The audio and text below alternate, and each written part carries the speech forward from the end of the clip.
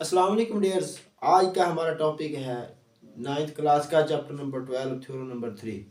इससे पहले हमने थ्योरम नंबर 1 और थ्योरम नंबर 2 को किया था।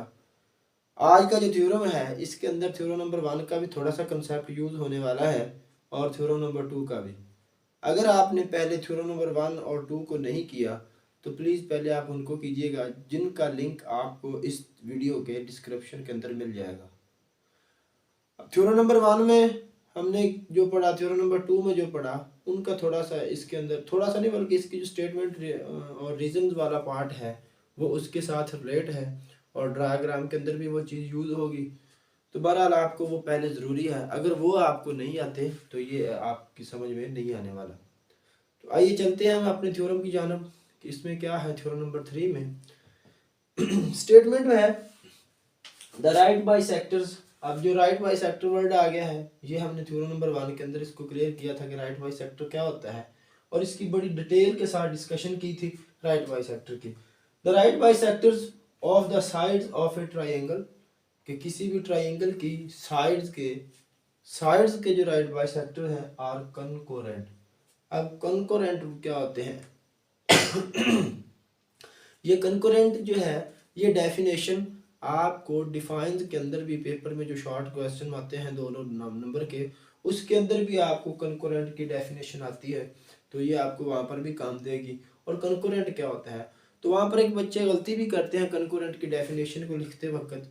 वो कहते हैं two lines are said to be concurrent if they meet at one point. Concurrent बच्चे होते हैं कि ऐसी लाइंस जो एक ही पॉइंट पे आपस में मिलती हों, जिनका इंटरसेक्शन पॉइंट को एक कॉमन पॉइंट हमें मिल जाए, उनको बोलते हैं कनकोरेंट लाइंस। लेकिन इसके लिए ज़रूरी है कि जो लाइंस हैं वो दो से ज़्यादा होनी चाहिए। दो लाइन जो होती हैं वो इजीली कनकोरेंट हो सकती हैं, इजीली आपस में मिल सकती हैं। Two or more than two, मतलब three or more than three, two जो लाइंस हैं वो इजीली आपस में कनकोरेंट हो सकती हैं, आसानी से वो आपस में एक दूसरे को किसी एक कॉमन पॉइंट पे मिल सकती हैं। अब लाइंस का होना दो से ज़्यादा ज़रूरी है। खैर देखिए, अब कनकोरेंट क्या है कि आपके पास अगर कोई लाइन जो है किसी एक ही कॉमन पॉइंट पे मिल जाए तो वो लाइन जो है वो कनकोरेंट लाइन कहलाती है। देखिए, ये हमारे पास लाइन 1 है, ये हमारे पास लाइन 2 है, ये हमारे पास लाइन 3 है और ये हमारे पास लाइन 4 है, और ये सारी लाइंस जो हैं एक ही पॉइंट पे आपस में मिल रही हैं। इन लाइंस को हम बोलेंगे कनकोरेंट लाइंस। तो देखिए हमने क्या प्रूव करना है, राइट बाई सेक्टर्स के जो ट्राइंगल है उसकी साइड्स के राइट बाई सेक्टर अगर खींचे जाएं, राइट बाई सेक्टर अगर ड्रॉ किए जाएं तो वो सारे राइट बाई सेक्टर, सारे क्या, तीन साइड्स होती हैं ट्राइंगल की, तो इसके तीन ही राइट बाई सेक्टर होंगे। तो हर साइड का अपना राइट बाई सेक्टर, तो वो क्या होंगे, कंकरेंट होंगे। ये चीज़ हमने प्रूव करनी है।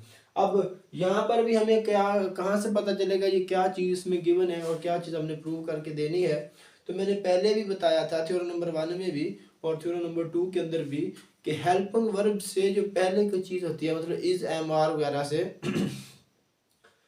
वो स्टेटमेंट के अंदर हेल्प इज, आर के पहले जो चीज़ होती है वो गिवन होती है और इसके बाद जो चीज़ होती है वो हमने प्रूव करके देना होती है। तो यहाँ पर क्या है, right bisector of a side of a triangle are, तो मतलब इसका मतलब है यहाँ तक जो चीज़ हमें गिवन है और आर के बाद क्या है, कंकरेंट। तो हमने प्रूव करना है कि वो कंकरेंट होंगे। खैर देखिए, हमें कोई ट्राइंगल गिवन है, मतलब यहाँ तक देखें तो हमारे पास कोई ट्राइंगल होगी। अब वो ट्राइंगल होगी तो उसके राइट बाइसेक्टर्स होंगे। तो देखिए हमें गिवन कोई भी हमें ट्राइंगल गिवन है और हम उसको अकॉर्डिंग टू बुक उसका नाम रख देते हैं, ट्राइंगल होगी ABC, उसका नाम क्या रख देते हैं, ABC। अब ये हमारे पास कोई ट्राइंगल है, ठीक है। अब इसका नाम अकॉर्डिंग टू बुक हम रख देते हैं A, B और C। और से सुनने पहले भी बताया था थ्योरम नंबर 1 के अंदर भी, अब थ्योरम नंबर 2 के अंदर भी बता रहे हैं कि आपकी डायाग्राम जो है वो बिल्कुल एक्यूरेट होनी चाहिए। डायाग्राम जो आपकी टेढ़ी नहीं होनी चाहिए। अगर डायाग्राम टेढ़ी है या डायाग्राम के अंदर कोई डिफरेंस है तो आपको बोर्ड के अंदर या क्लास के अंदर एक नंबर भी नहीं मिलने वाला। थ्योरम की जान ही थ्योरम की डायग्राम होती है, डायग्राम के बगैर थ्योरम ठीक नहीं होता। अब गिवन है हमें कोई ट्रायंगल, अब हमने प्रूव क्या करना है कि ये जो ट्रायंगल है इसकी जो साइड्स के हैं राइट बाइसेक्टर्स वो क्या होंगे, कनकरेंट होंगे। अब इसकी साइड कौन सी है, एक इसकी साइड है ए बी, एक इसकी साइड है बी सी और एक इसकी साइड है ए सी। तो मतलब ए बी बी सी और ए सी के जो राइट बाइसेक्टर्स हैं वो कनकरेंट होंगे। मतलब the right bisectors of A B B C and A C are concurrent. ये चीज़ हमने प्रूव करना होगी। तो टू प्रूव करना है the right bisectors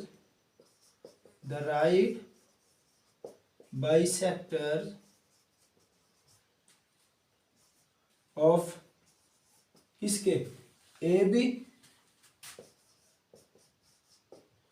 B C and third जो साइड है ए सी,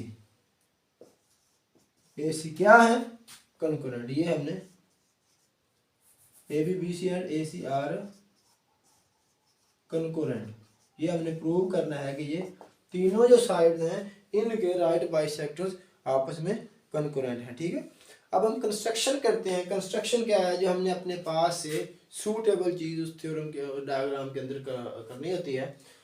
तो कंस्ट्रक्शन में देखिए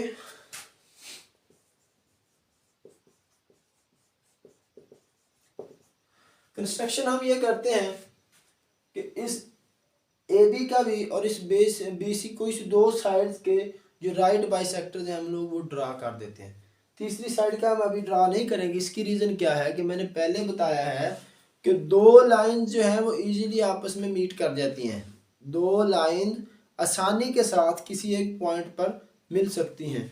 जैसे लीनियर और कोलिनियर पॉइंट्स के अंदर मतलब 3 पॉइंट्स का होना ज़रूरी है, कम से कम 3 पॉइंट्स हों तो वो उनको चेक करते हैं कि सेम लाइन के ऊपर लाई करते हैं या नहीं। तो उसके लिए कम से कम 3 पॉइंट्स का होना जरूरी है। सिमिलरली जो हमारे पास जो लाइन का इंटरसेक्शन कंकरेंसी चेक करनी है कि ये कंकरेंट लाइन है या नहीं, उसके लिए भी 3 लाइन का होना जरूरी है। 2 लाइन आसानी के साथ कहीं ना कहीं आपस में मीट कर देंगी।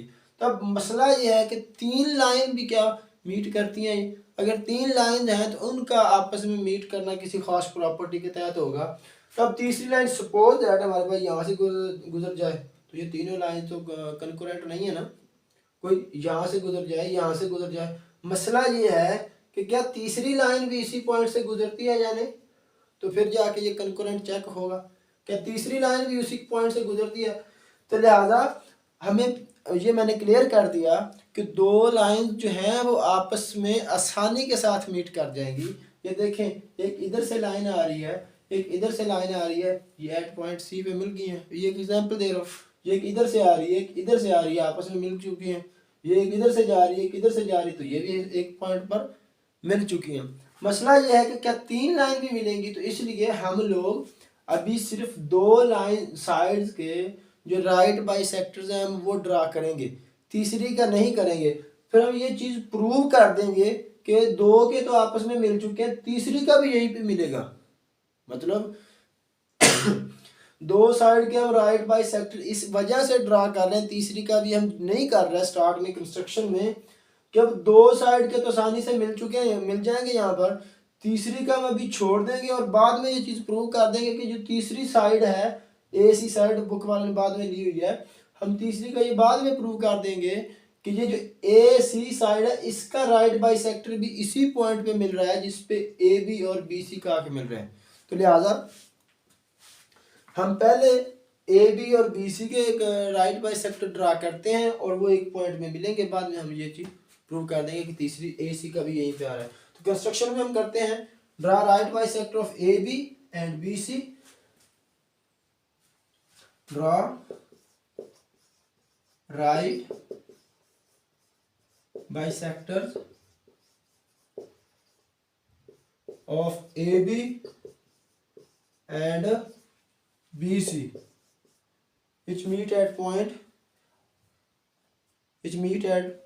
each other at point O, which meet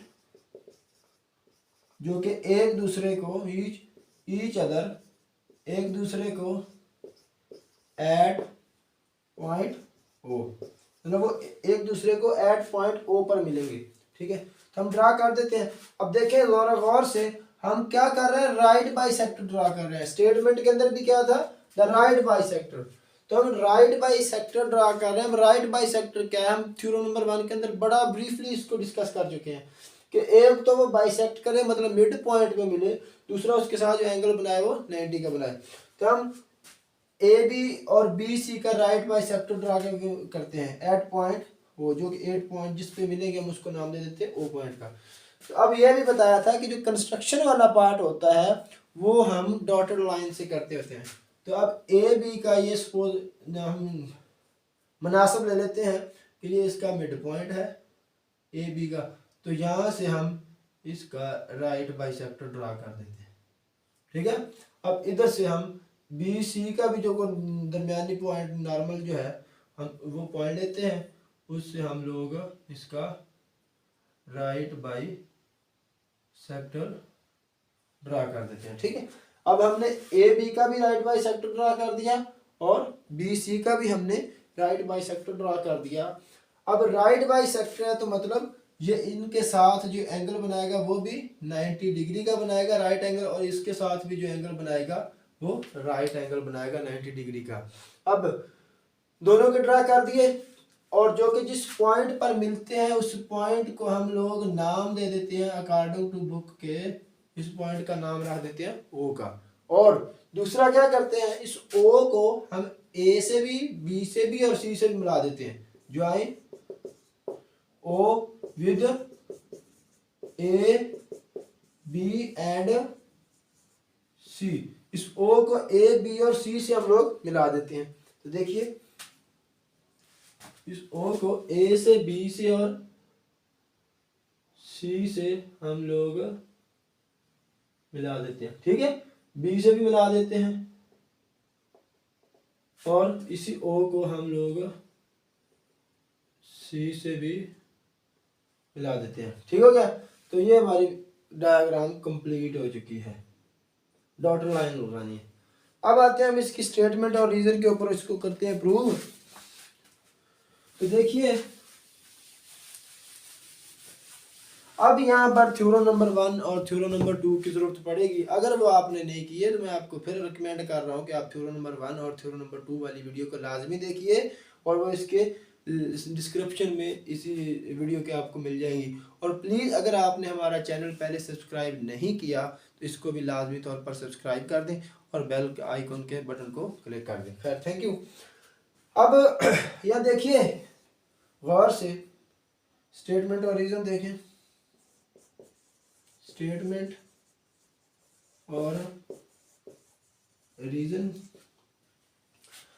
अब जो पॉइंट है ओ ए बी के राइट बाई सेक्टर के ऊपर है, तो थ्योरम नंबर 1 क्या कहता था कि अगर कोई पॉइंट ये ए बी का राइट बाई सेक्टर जा रहा है ना, तो इसी के ऊपर पॉइंट और आ रहा है। अगर थ्योरम नंबर 1 का ये कहता था कि अगर कोई पॉइंट किसी भी लाइन के राइट बाई सेक्टर के ऊपर होगा तो वो उसके एंड पॉइंट से इक्वल फासले पर होगा। थ्योरम नंबर 1 यही था ना, अगर कोई पॉइंट किसी भी लाइन के राइट बाई सेक्टर के ऊपर होगा तो वो वाला पॉइंट इसके एंड पॉइंट से इक्वल फासले पर होगा। थ्योरम नंबर 1 ये था। तो ओ जो है ए बी के राइट बाई सेक्टर के ऊपर है, तो लिहाजा ओ ए बी के एंड पॉइंट मतलब ए से और बी से फासला इसका सेम होगा। तो मुझे ओ ए ये फासला ओ ए और ओ बी फासला क्या होगा, सेम। मेजर ओ ए इक्वल है मेजरमेंट ओ बी, मतलब ये दोनों फासले क्या होंगे, इक्वल होंगे। अब इसकी रीजन क्या है, वही वाली, each point on the right bisector of line segment is equidistant from its and point. Each point, theorem number 1 की बिल्कुल सेम स्टेटमेंट है, each point on the right bisector, on the right bisector of a line segment is equidistant from its endpoints, from it's and points, मतलब अगर कोई point किसी भी right bisector के ऊपर है तो उसके एंड पॉइंट से इक्वल फासले पर होगा। और इसको हम नाम दे देते हैं वन का। अब वन का नाम क्यों दे रहे हैं ये आगे में यूज होगी। अब सिमिलरली ओ जो पॉइंट है ए बी सी के भी राइट बाइसेक्टर के ऊपर, तो लिहाजा बी से और सी से दोनों से इसका डिस्टेंस सेम आ जाएगा, दोनों से इसका डिस्टेंस सेम। तो ओ बी ओ सी के इक्वल आ जाएगा, same as one, same as one. जैसे हमने सेम इसकी स्टेटमेंट लिखी है रीजन, तो सेम इसी तरह से हम रीजन इसकी लिख देंगे। और इसको हम नाम दे देते हैं इक्वेशन नंबर 2 का, इसको इक्वेशन नंबर 1 का नाम दिया। अब जरा गौर से देखें कि जो ओ पॉइंट है ये ए से भी उतने फासले पर है जितना कि बी से है। मतलब ओ ए या रफ कर लेते हैं, ओ ए जो है ओ बी के इक्वल है, ये हमने प्रूव कर दिया। ओ ए ओ बी के इक्वल है। अब वही ओ वही बी ओ बी